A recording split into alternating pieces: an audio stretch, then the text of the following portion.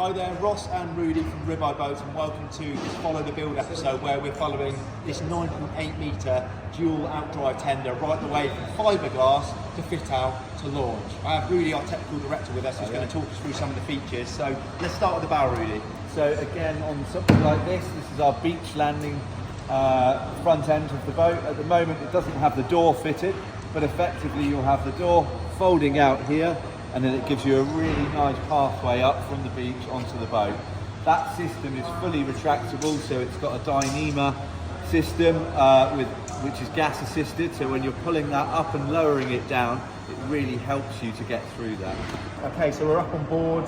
I'm looking at the bow here, Rudie. I see a hole there with a lifting point, a forward hole there as well. Do you want to talk us through the spec? So effectively, down in here you've got the forward lift point.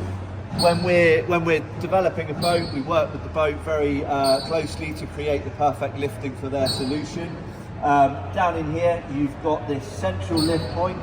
There's a stainless steel tapping plate under that laminate, which is infused in at point of initial build of the boat. Moving forwards into this locker, this will have a full watertight hatch and gives you full access into your bow thruster compartment. As you can see, there is no bow thruster there at the moment, but that's the tube ready to accept the bow thruster. So we've got U-berth in the bow of the tender for shuttling guests ashore. We move to the, I assume there'll be a console, some form of helm seat here, Rudie. What's going to be fitted? So in this particular model, you'll have our ergo console station. As you can see in the floor here, you've got these mounting holes, so in there you've got big head fittings attached under the deck of the boat so that you can fully bolt the console into place.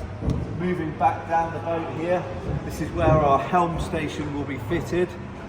When that's fitted, that also has our carbon raising and lowering T-top, so that's a really nice feature.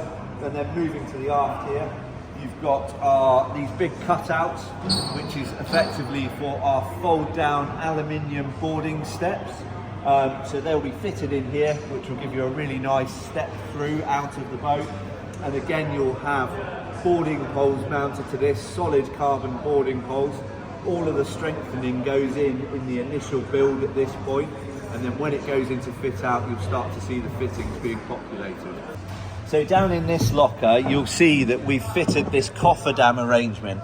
Now that is designed to fit the integrated transducer for the Wasp multibeam sonar system.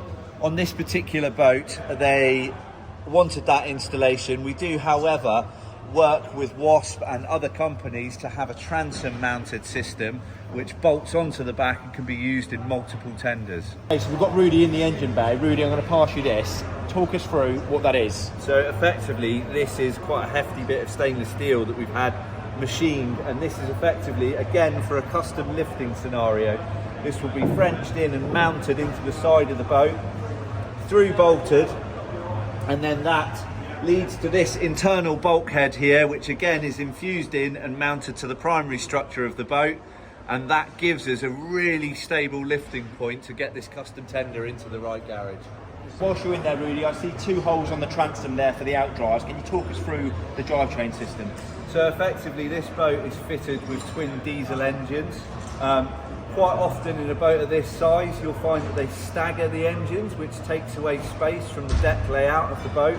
What we've done here is keep the engines at a nice space set apart, and then created a D-tube section in the tube at the back of the boat.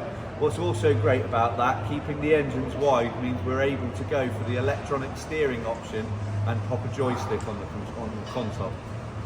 So this tender is finished, it's fiberglass, just having a few touch-ups, and then we've got to finish off first fix before moving up into the fit-out facility in our HQ building. Like every Ribeye, this is built on a high-volume deep V hull, which means when you're driving the tender underway, it's super dry and soft riding, but when at rest, those tubes are in the water, meaning we've got really solid boarding from the side here for guest boarding. So Rudie, thank you for talking us through the details of this tender. We'll have Rudie on the next episode up in the HQ building, and we'll see you on the next one.